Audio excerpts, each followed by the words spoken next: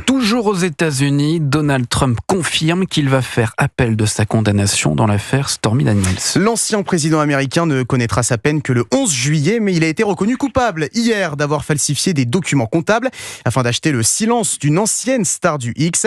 Depuis le début du procès, Donald Trump crie à la mascarade et au complot pour l'empêcher de revenir à la Maison-Blanche.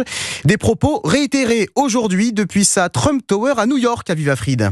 Oui, si hier Donald Trump était apparu sonné par le verdict, aujourd'hui c'est un Donald Trump très remonté qui s'est exprimé dans le hall d'entrée de la tour Trump à New York. Pendant plus de 30 minutes, l'ancien président a dénoncé tour à tour un procès truqué, un juge corrompu, des témoins malhonnêtes. Il a regretté de ne pas avoir témoigné avant de s'en prendre à Joe Biden, pire président de tous les temps, et à l'immigration, dans ce qui ressemblait beaucoup à un discours de campagne destiné à galvaniser sa base. Et il s'est présenté en ultime rempart pour défendre les Américains. S'ils peuvent me faire ça, ils peuvent vous le faire aussi. Ce sont des gens mauvais.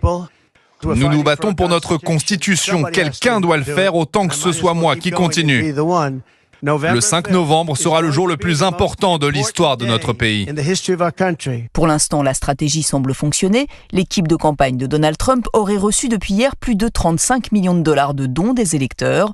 Mais pas sûr que cette condamnation permette à l'ancien président de convaincre au-delà de ses fidèles, dans une Amérique dont les divisions semblent plus que jamais insurmontables. Aviva Fried, correspondante d'Europe 1 aux États-Unis. Et réaction de l'actuel président des États-Unis, Joe Biden. Il estime que Donald Trump menace la démocratie et qualifie de dangereuse la remise en question de la légitimité du procès par le candidat républicain à la Maison-Blanche. 20h09 sur Europe.